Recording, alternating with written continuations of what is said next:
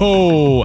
Welcome to MoxStars Pod, the #1 pod on the internet in any subject, even though we only talk about Magic. We're just the best pod on the net. Sorry, it's true. I've actually heard this before. Yeah, no. I've heard this around. I got an email today. I sent some emails. I checked into it. Best pod on the entire net. You know, we never really congratulated ourselves on that. Yeah, I mean, let's just take a second to pat ourselves. That was really like a milestone we skipped. Yeah. Pat. Yeah. You know, and you can see why Dr. Pepper's throwing their dollars our way, you know, when you get a pod. Anyway, MoxStars Podcast. I'm one of your hosts, Chris Ritter. I'm here with my co-host, Evan Kunai. What's up? Jordan Garcia. Yo. And his little dog, Roscoe. Yeah, I put the mic to his mouth. He didn't do anything. Yeah. Dogs can't. All right. Turns out. Well, you're cut. You're out of the pod. So check out our socials. You know, it's MoxStars Pod. Link tree down below. Blah, blah, blah.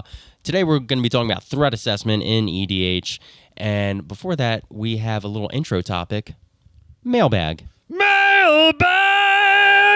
The mailbag, yes, everybody's favorite segment where we talk about us spending too much money on Magic cards.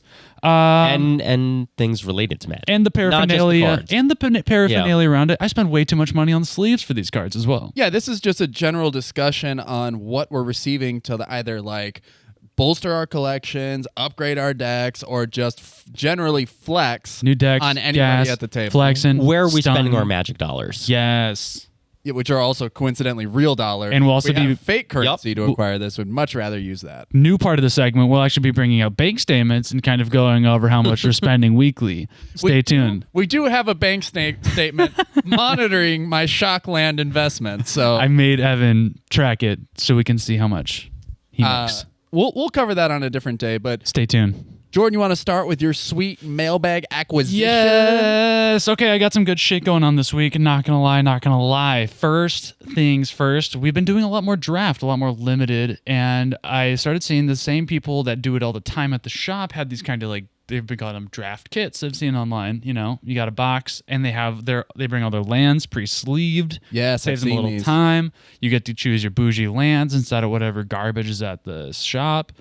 So yeah, I went and I bougified now my limited life, and I have a dope little box that has one free box slot for a deck that I build, and the other one is extra sleeves plus the sleeved up lands, and I got all those Infinity Galaxy foil. Very sick. I'm super envious of. I don't know if you guys have like been out there and seen all the Galaxy foils for like the Infinity lands, but these ones are like $2 a piece. Yeah, they were hot, and I don't think they're gonna stay $2 if I've seen, you know, anything in the past about the unsets or whatever. I think there's just a lot of feel bads are surrounding the unsets because like everyone was expecting to buy the collector's boosters boxes and get like Galaxy foil Shocklands, you know, and then never it's been. a Not a feel lot of bad. packs are being opened to that. Nope. Right, Yeah. right. And it feels really bad when you like get to that Galaxy foil slot and it's a basic land and it's not Yeah. even the primo basic land. And I think that just over time, that's going to make that, you know, more and more expensive. And all these unsets are already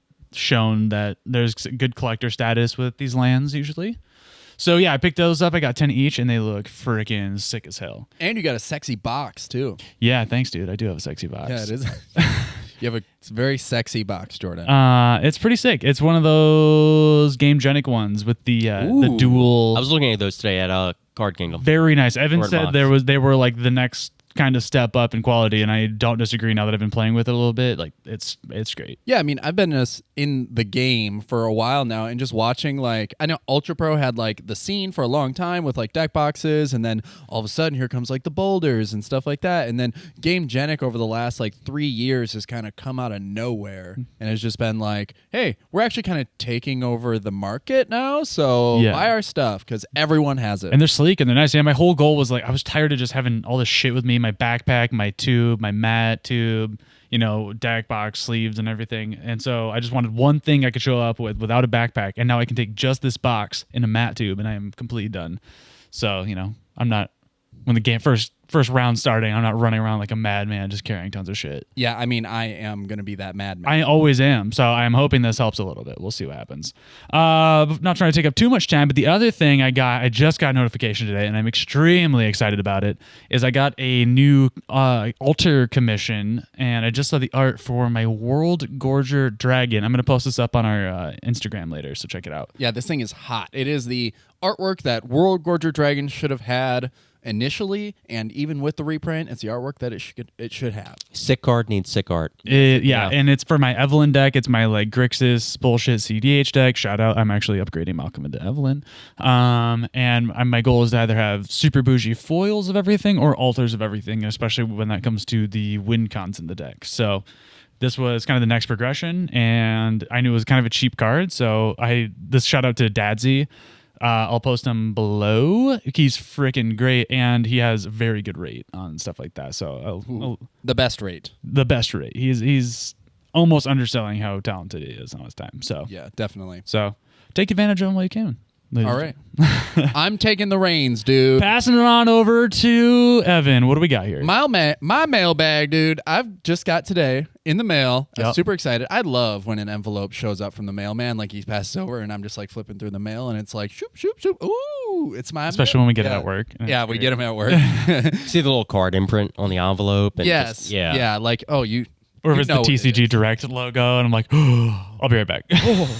Sorry, I'm taking a 10 minute It's my break. 10-minute break. Yep. So I ripped this thing open today. I'm expecting a couple of things, which my mailbag segment today is kind of focusing in my career in Pioneer. So I opened up this envelope. I pulled out the card, and you know what it is? It's my borderless foil Phyrexian Flesh Gorger. Hey. Yeah, card, if you haven't seen it, is pretty freaking great. Disgusting. It is disgusting, and especially in my Menace to Society Pioneer deck, which is all revolving around Labyrinth Raptor and anything that has Menace. So like Goldhound, Professional Facebreaker, Okiba Reckoner Raid, because it flips and turns into a creature. So of Menace. annoying. It's like it just So kind of like annoying. turn one Okiba Reckoner Raid, and then you can just like as like the turns tick on, you throw the Labyrinth Raptor out, and you're just spawning more creatures because they're generated over time. It's a pretty cool thing. But the Phyrexian Flesh Gorger just kind of like rounds out the package for the deck. It's a great thing to drop on turn 3. That's a very good thing to drop. Yeah, Turn 3. turn 3, because if I'm losing the life matchup, it helps me recover there, and then also exchanges life for being able to be targeted. The ward paying life equal to its power is just absurd. So when you're like, I'm also playing Malakir Rebirth, so when you hit the Flesh Gorger with Malakir Rebirth, when someone's trying to kill it and it comes back and it's a 7/5 instead, is super hot. That's an insta scoop for me. Yeah, I absolutely love the deck, and if you guys want to check out the list, I'll put that in the description below. But this is the one I'm taking to like live events now, and I've been playing it a lot on Arena. The thing is they don't have Pioneer; they have Historic, which is a problem We should because have a whole episode on how disgusting alchemy is. yeah, Alchemy is just.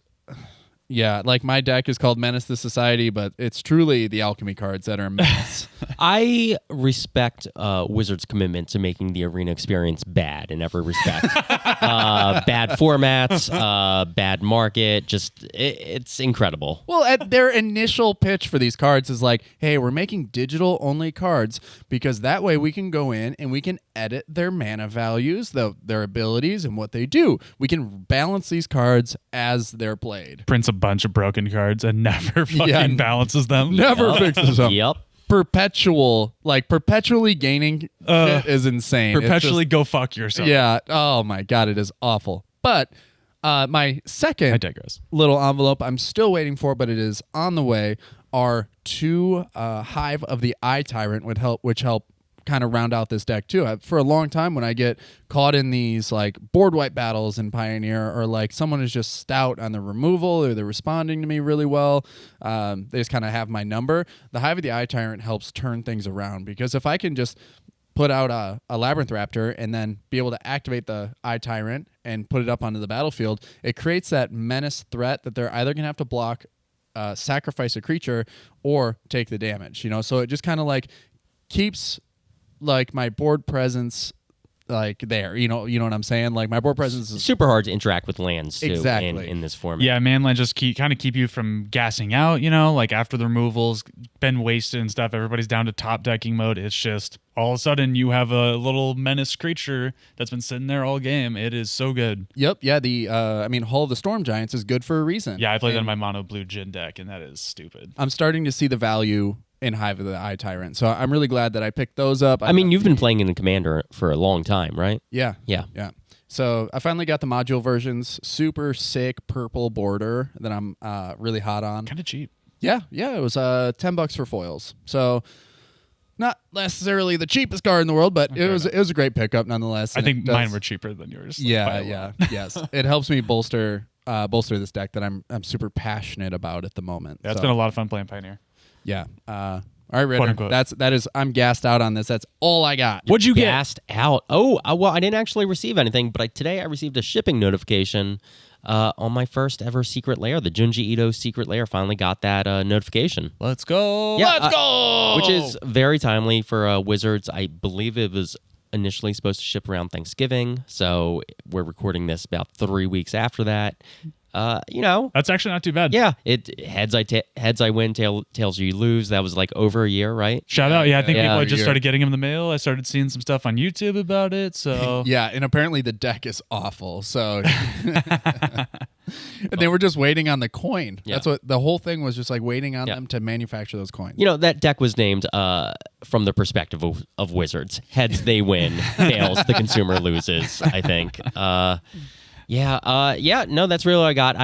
Making some purchases at Mox or Card Kingdom, just upgrading a bunch of decks lately. yeah, you just Yeah, built a new deck too. I did. I built Borborgamos Enraged. I built a baseline version of it last week and had a lot of fun playing with it. Didn't take home any dubs, but I just really enjoyed it. It was fun. It's a different style of play for me. It was awesome. So this week I came back with some upgrades Let's go. to get more serious about it. Very excited to get my ass kicked later. I absolutely love that because the deck did at least show its potential last week. You were scared of it both Yeah, games. I targeted you a lot. Yeah, you said you acted like I was the threat at the table. Yeah. Literally a majority of the time because I'm like, I know the combo lines here, guys. We need to step in. Yeah, I mean, it's not like Yeah. your deck didn't do anything. You were a threat like a lot in those games. Yeah, rarely do I ever take the pressure off of Jordan and shift it somewhere else. Like most of the time, if we're sitting at a table, like my political agenda is to shut Jordan down. Yeah. Yeah. So yeah, that deck definitely stands to. Got a little meaner Yeah, this week, so Let's watch go. out. Yeah. Well, I'm bringing something meaner too. Good. Let's go. Yeah. What do we got? Did you see this arms race in action right now? Yeah. I'm bringing Xeris, but I'm packing in a mutate package. now. Ooh, So- okay. You've been talking about that for a little while. Yeah, it's just mutate. I don't know what it is, why it's coming back up. I think it was we were building a cube and we wanted to have mutate as an aspect of this cube. And so I pulled all these cards out and I was just like, man, these are a lot of fun.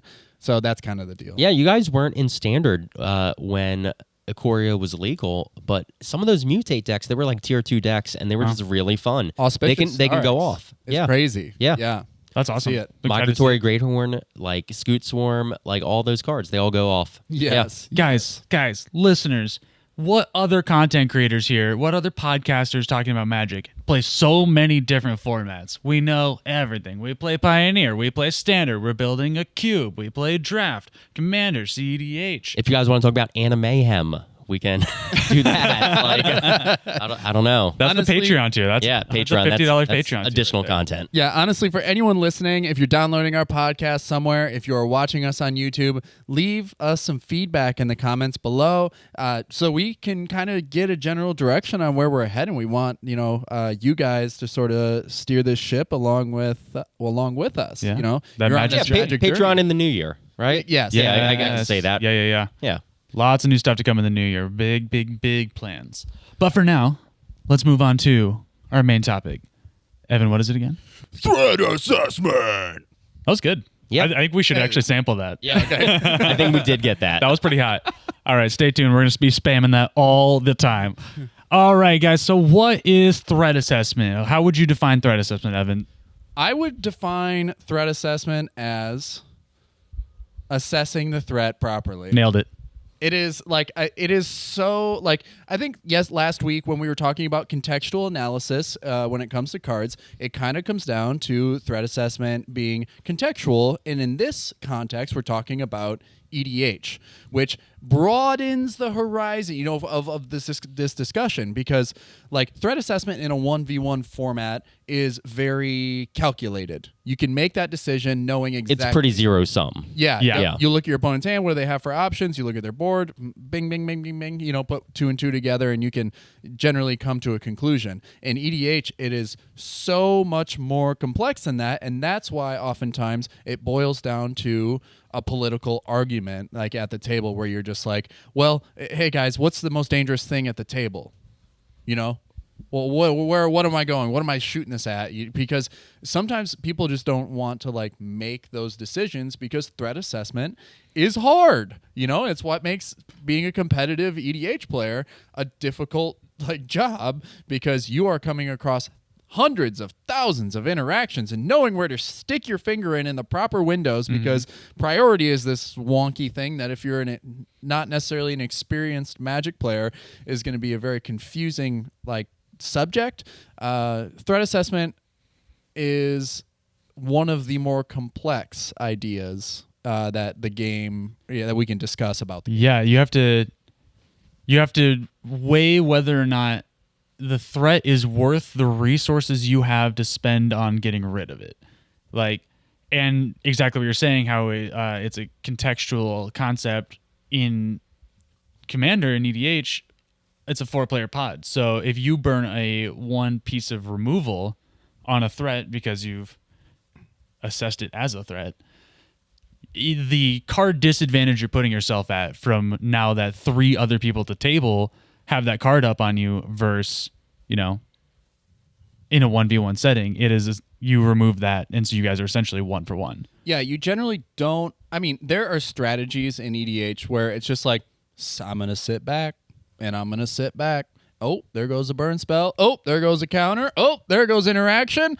It's my time to shine. That win 4th mentality. Yeah. It's like, they're kind of like holding back. Like, you're still holding up interaction and resources. And like over time, you're going to learn. I think that's a big thing, is the more experience you have at the table in Commander, the more you're going to learn what threats are. And it comes down to your pod, the pod you're regularly playing in. Like, who is the threat? And in my pod back home in Wisconsin, it's clearly Chris. I know you're listening. Shout out to Chris. Chris. Hate him. Hate other Chris. He's my enemy. Every other Chris has to be your enemy, Yeah, right? he's That's my right. natural enemy in the other pod. So, you know, like threat assessment over time and experiencing that, like I think I learned a really valuable lesson in threat assessment when I let a Kinnan sit on the board for a single turn. Rookie mistake. I had Never again. yeah, I had the removal, and then it's just like, What is 1 turn? or I had the counter or something like that, and I'm like, I could kill that, and I didn't. I think by definition, like anything that is kill on sight requires seeing it twice. Like getting that knowledge requires the painful lesson the first time. Yeah, the question I kept asking myself when I saw the results of Marchesa was, how did this Magda deck go 7-0? And it's Lack of threat assessment. yeah, it's like it was a lack of threat assessment, but it was also because Koibito, the guy who put the deck together, he like put it together in a way that no one had seen those lines before. And so like you said, you need to be able to see it once. The thing is, in that context, seeing it once is too late. Yep. So, you know, at competition, that's actually a pretty cool thing to be able to walk in with almost like a hidden hand, like no one knows what you're doing. I think people get that. I would say it's a daily thing now on the EDH subreddits where people are asking like, "Hey, what are unexpected commanders?" I'm seeing that a lot. I mean, yeah, there's precedent that weird decks win tournaments. Like Magda won, that Teferi Chainveil just won, that Giant Black Lotus tournament. Yeah, Like- and a comedian took Tivit to tournament and just started showing people how freaking strong that is. Yeah, not that I think that's like fringe. I think it was so new and really demonstrated exactly how powerful that deck is. Right. The world was seeing it for the first time, Yeah, essentially. and then, I definitely think we'll be seeing that around pretty much a lot. Yeah, we saw. So it was that tournament happened. What was it called? The tournament? Which one? The one that comedian took Tivit to. Oh, it was the first MoxMasters. Yeah. So the MoxMasters tournament, and then we went to that tournament in Olympia right after that. And my first pod I played in was a Tivit player because he was like, "Yeah, I just saw this deck played and I had all the cards, so I put it together." Yep, I believe that. Yep. So instantly, I had watched the tournament. I had watched the game, and I had listened to the commentators and saying like, "Oh, these are the combo lines. This is what you're going for. This is what you want to see. You know, like you want to see a time sieve here. Like right now, just win the game for him." So immediately, I'm just like, "Okay, threats. That like threats that I need to like, keep my eyes open for. If a time sieve goes on the stack, I know it's either now or never. It's going to be too late after that point." Yeah, for sure. And that is threat assessment to a high degree in competitive kind of formats. It's just you will get to the point of what's in the other person's deck, whether it's in a constructed format or if it's in EDH, where like if you're playing against Tivit, the time sieve is coming. They're going to tutor for it. You're always going to see it. It's like in a Grixis deck, you're probably always going to see Dockside. Yeah.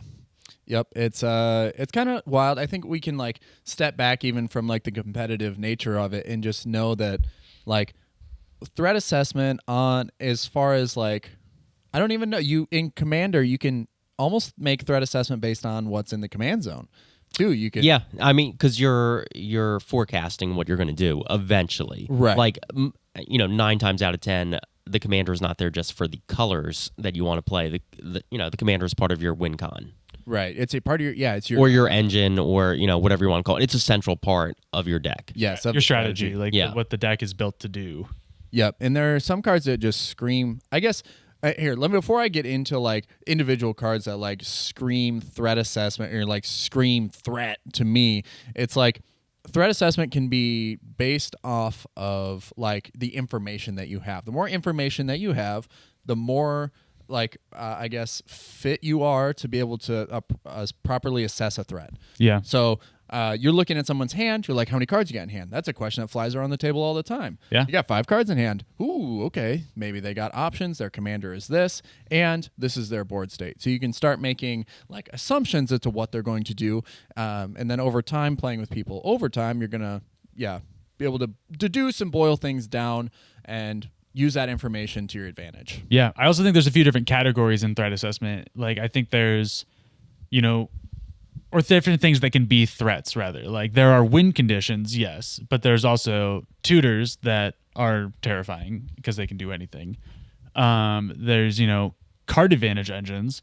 Like a heuristic study is a threat and it should always be considered a threat, but there's a lot of times where it's not necessarily considered a threat. I mean, it's kind of like triage. You have to create a priority of things. Like what is the immediate threat? Right. What is going to win right now? What is going to stop me from winning? What is going to, help other players win? Right. All those sort of things. Like there's a lot, whatever the board state is, it can be as complicated as it is. In a competitive environment, there's always going to be somebody who's threatening to go off if it's not multiple players at that table.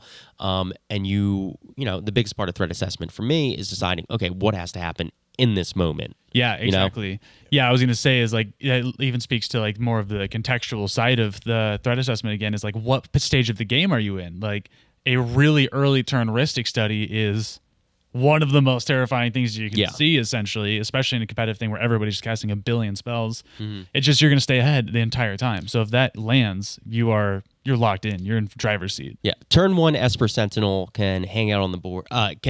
Is kill on sight, but like a turn 10 Esper Sentinel can hang out. Exactly. Yeah. Even if an Esper Sentinel sits for a long time, it's like after a while, it just sort of its threat sort of dissipates, even though it's still maintaining the same level of value. Yeah. No. Everybody paid for the first round in the second round, and all of a sudden, wow, it's turn 7. That thing's still fucking here. Yeah. It's why Mystic Remora isn't as like I guess like Mystic Remora too is like early turn Mystic Remora on turn 1 even is enough to push the game 3 turns down the line. Mm-hmm. So like that's one thing where are you gonna give them a card to remove the Mystic Remora so that you can like push yourself forward and catapult yourself out in front?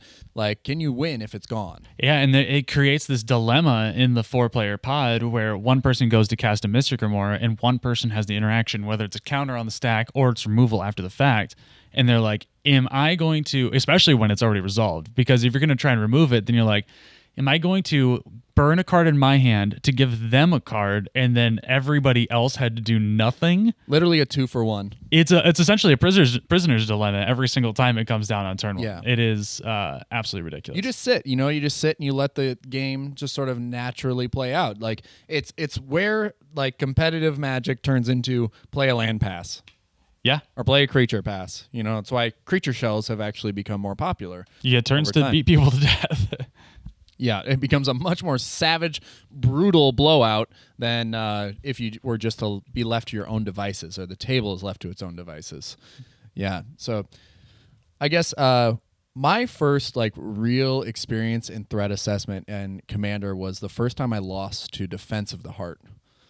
Yeah, that'll do it. Like it was the first time that I'd really like in this format had seen the most broken. I was like, this card should be banned. It was like, and then they go grab Avacyn, so all their stuff's indestructible, and then they grabbed a Gishath, and then they just started punching through and flipping all their dinosaurs onto the battlefield. And like, this sucks.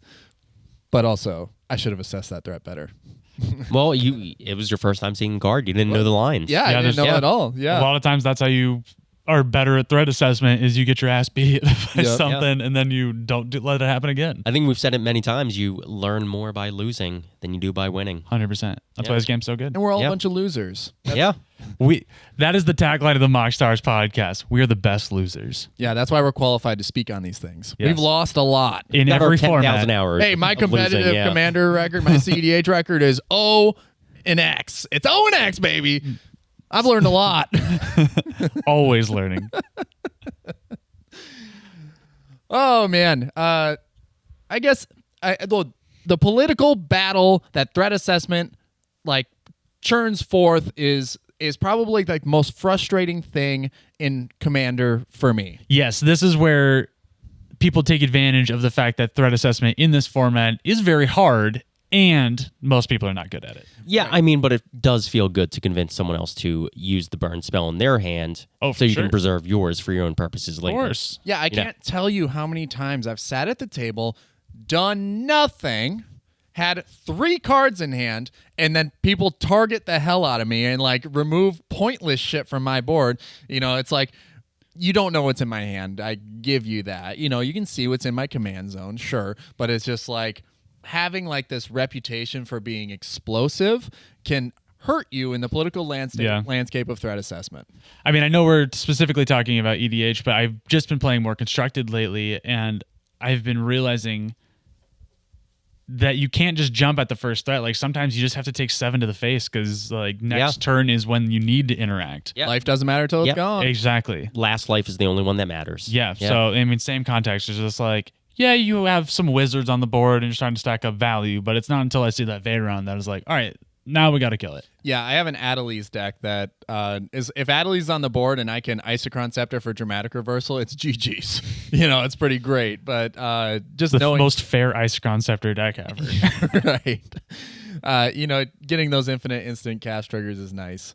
There have just been examples of political battles that have been fought at the table that have resulted in wins if you're going on a pure calculated, like, if you're calculating threat assessment instead of like kind of going with your gut and telling what your instincts do, like more games would be clear cut. But now I've seen so many players win through political arguments. I mean, you see me do it to you all the time. Yeah. Well, it's just even not you, right? I've been sitting at a table doing nothing, being helpless for turns in a row, and then a player looks at me and he's like, he's playing green. He probably has Sylvan Library in his deck, which means he's using his life as a resource. And then I'm like, I don't even have it on the battlefield. What are you talking about? And then the other dude goes, that's a good point. And he just starts punching me in the face. It's like, you're not punching the person playing black. Punish them, I mean, if like, there's a person playing black, you always hit them. you punish them. That's so funny. And then so the guy, the person playing black was just like, oh, he's green. He's playing green. The person that was Like, playing black said that? Yeah. Got him. I know. Hilarious. know. Next turn, ad nauseum? Yeah, I know.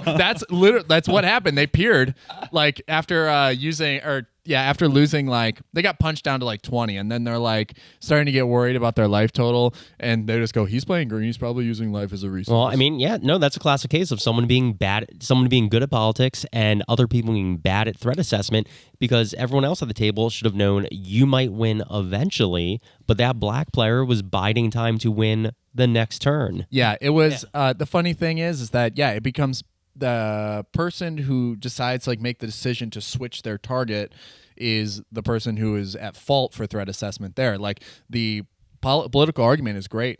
Like, it is Yeah. great. Oh, yeah. No, that respect to that player. Yeah, right. Great Think play. of that on the spot, and then like the thing is I looked at the guy and I kind of gave him like a side eye glance, because I go, I have 2 cards in hand, and it is turn 6. I'm telling you, by now, if I had the Sylvan Library, you think I would have played it? Right. You now turn 6, tutor for Sylvan Library, cast it, and then Goes next all the way turn, around the table, and then I'll get turn drawn. 7. Yeah. You get 3 freaking cards, You know? baby. Yeah, but I mean, I don't think I can politically argue with our pod anymore. I've maybe taken advantage of people's innocence one too many times, and that has come to kick me in the ass like down the line. You do seem to enjoy that. What taking taking advantage of like more naive players? No. No. I think at a certain point we all get to know each other so well. So it was like, nah, I'm not taking any shit. I'm just gonna swing at you. Yeah. So if you guys were to like pick your top kill on site target, what would it be for threat assessment? Well, I guess it depends on like, again, like, is it a win condition? Because you always have to interact if you see a win condition. But like, I don't know. One thing that sticks out in your brain, if you ever see it, you kill it. Fucking Smothering Tithe. Nobody does anything about Smothering Tithe ever.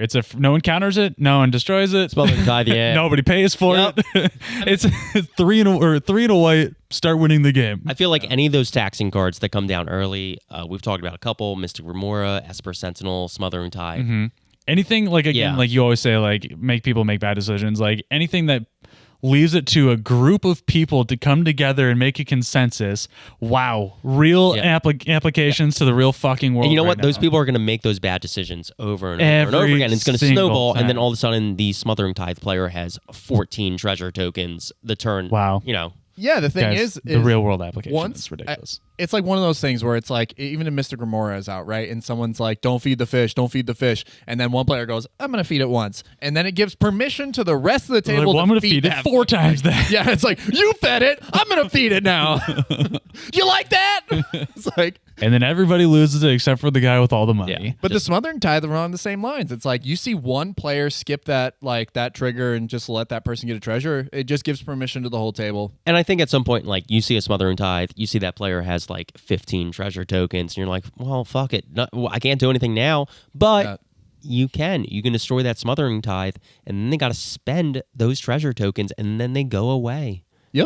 Like it's still a threat. Like, you know, just because he's gotten a ton of value doesn't mean there's not a threat there still from it. Right. Yeah, they need a sink or an outlet or something in order to use those treasures for whatever purpose. So, like, yes, Smothering Tithe is something that if you happen to top deck into, like, enchantment removal, use it on the Smothering Tithe if there's nothing else that is garnering a greater threat. But I can't imagine what would, unless you're, like, looking at a rule of law that's stopping you from winning.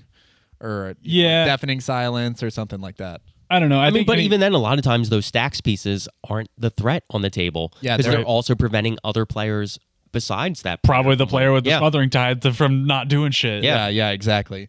So, Smothering Tithe is a great example. Is people who just like let it slide across, the board for so long, and they just don't even bother to interact with it. Yeah, so I guess like in that context, it'd be like things that are political pieces that I don't rely on people to necessarily navigate properly, or just kind of advantage value pieces that are going to let somebody eke ahead in the game, because it is the thing that probably won't get interact with because everybody's waiting for like a 9-drop, like 10/10 trample haste, kind of thing. But that is never the thing that ever worries me in a game of Magic. You know what worries me?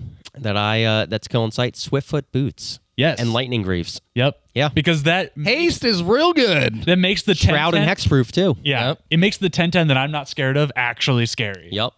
Yeah, it's wild. I think that a while back, the Command Zone did a podcast episode on what were the most underrated keywords in the game, and haste was like their number one, and it's wild. Still is, I think. Yeah, And you know what? Haste is even better in Commander than it is in other formats because you're getting 2 additional turns worth of value out of it, essentially, like player turns. Like instead of waiting for one player to have their turn and pass back to you to get value out of your creature, now all of a sudden you're gaining back 3 player turns. Yeah. You know? right. And I think like Lightning Greaves for me in Xeris is a great because I play Cryptolith right. It's just move the Greaves, tap it, Yeah. add a mana, move the Greaves, tap Lightning- it, add a mana. Broken cards are also high on my threat assessment list, and Lightning Greaves would be one of them. Skull Clamp is another one. Yeah, Kyle, if you're listening to this, your Lightning Greaves are always going to be my number one target. Yes, it you is put it funny. in every deck. Every deck is some commander that will do something terrifying, plus find Lightning Greaves before I cast it. Yes. Yeah. So like, a Kalia deck that's running, they cast a Lightning Greaves on turn 2 and they're looking at a turn 3 Kalia. It's like, yeah, of course I'm going to kill the Greaves. Hey, I don't even need to see that creature coming to kill the Greaves. Right. Because Yeah. you know something's going to come. It's that, leading. yeah. Ideally, you kill it long before the creature ever comes. Yeah. And that's also a great one that people just like, people do see it and they do like oftentimes remove it, but there are times when they see it and they just go, yep. I feel like think I can wait. I feel like a lot of people, myself included, I'm guilty of this, of just like removing it after it's too late.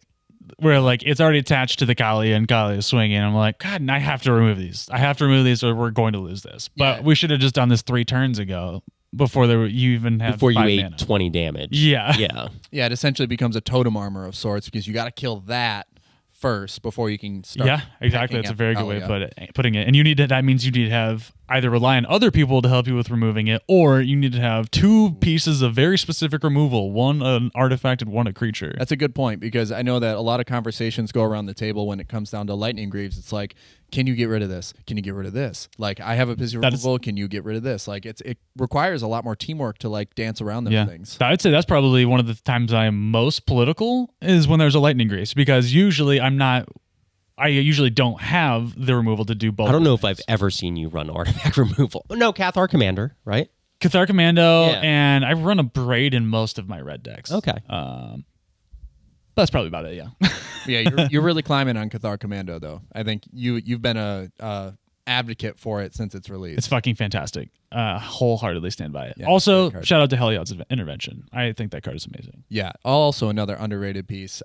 Even non-EDH related, I've seen those cards see a lot of play in Arena, and they pull just as much weight there. Yeah, really, seriously. really great. I've actually been seeing him recently too, and yeah, I totally agree.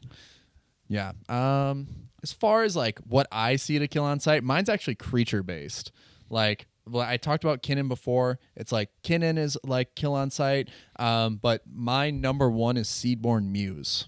That's a very good one, That and is- I think it's one that slides a lot. Actually, Yeah, it's something that like when I see it, I just know the shenanigans are up. Like, There's a you reason just- they want to untap those permanents. Yeah, or because they have a handful of cards, they need that like instant speed interaction or whatever. It's like you have value in your utility lands. So, I mean, there have been times when I've seen Jordan play Thrasios, and he'll put out the Seedborn Muse, and I just immediately like, I don't care about Thrasios.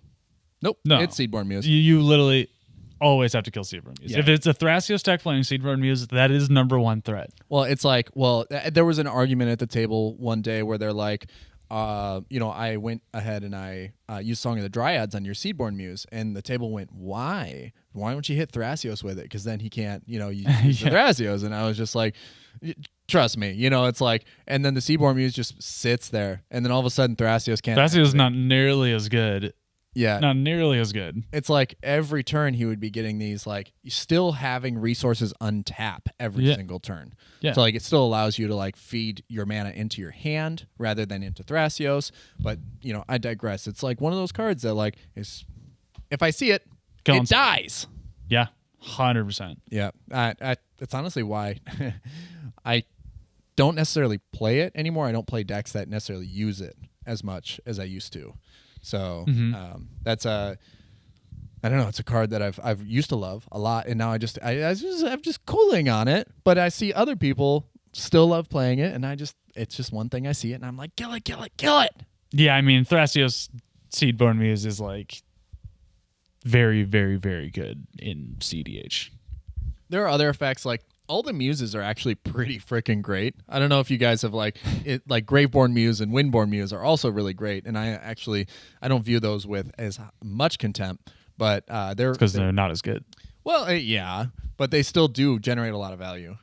So Yeah. creature-based engines like Drum Bellower is starting to like climb up that, because I see it as like a very similar effect that you can also eventually abuse for infinite loops or infinite nonsense. Yeah, I mean, it's just like essentially a secondary Seedborn Muse. Yeah. Same concept. Yeah, especially in your Catilda deck, it was great. Yeah, that thing goes crazy, actually. Yeah, I missed that. Yeah, that deck sucked, though. Rebuild it. Come on. The deck actually is I want you to hot garbage. I want you to lose more. It is such like it does things, but is always bad, regardless of what it's doing at any given moment. Until it's bad. Kogla hits the battlefield. And then it's like that's cool, but also still bad. Let's talk about a card that is not properly assessed ever. It is Kogla. Everybody should have sleeping on Kogla. Yeah. For a giant ape, it's pretty slept on. I would Yeah, say. yeah. I mean, it's starting to like rise in price, and people are like starting to play it more. But damn, does that thing just hit the battlefield and Excellent stick? card. It's a Yep. and it's a threat the second it comes out forever. Like anything that says pay mana and make it indestructible is, I think, kind of scary immediately. I mean, it's that card is good enough that there are times in Dina Hulk where I want to get the Protean Hulk and grab Kogla with it instead of one of the win cons. Like if I don't, I I don't think have the you pieces just as good. Like, Yeah, grindy. I think you miss off it, right? Or because is Kogla 6 or 7? It's 6. 6. It's 6. Damn, Yep. you're right. Yeah. Yeah. It's a worthy target for Protean Hulk. It It's is that kinda good. Great. Yeah. Yeah. Like a super grindy game or stacksy game. Like, Yep. boom, now I'm fight your commander. Now every turn I just swing, kill an enchantment. Like we were fighting a Zur deck, and I was like, I have a Kogla. I think we're gonna be fine. yeah. I'll fight Zur first. I'll fight Zur, and then just one by one. Yeah, the Zur decks we've been running into lately, I guess even creature-based threats, Kalia and Zur are both like right there in the same tier as like kill on sight. But like Zur decks that we've been playing against recently abuse the propaganda effects. Yeah, I was actually going to speak to just a larger topic of I think enchantments as a whole are like woefully undervalued. I There's think they're not enough enchantment removal in decks. It's hard to interact with outside of certain colors. and yeah, once you can just accrue so many permanents on the board, it's pretty easy to break the game. It's pretty easy to get too much value, more value than you have any business having. Yeah, it's why I'm so hot. Like that's why when I built the Zakama deck, that's why I was so hot on enchantments with Sarah's Sanctum and Sanctum Weaver and all that. It's just enchantments can accrue so quickly. You can generate quite a bit of value off of them because they're accruing value turn after turn after turn. Carpet of Flowers, stuff like that. But you definitely draw the attention of other players the more permanents you start to see hitting the battlefield. So it is something that is slept on, but definitely can draw the eye if you're not careful about how you play it out. No, for sure. So, enchantment removal, play more of it. I think that's why when you see removal in regards to threat assessment, you see more like people tend to take or value permanent, like non-land permanent removal over like specific removal.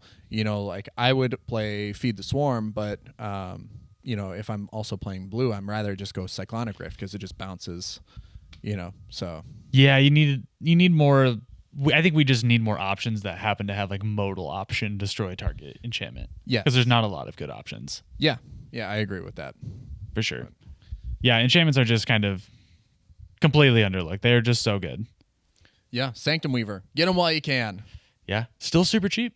Still super cheap, super great. If you guys want to know more about that Zakama build for Enchantress purposes and competitive EDH, you can find the list below in the description.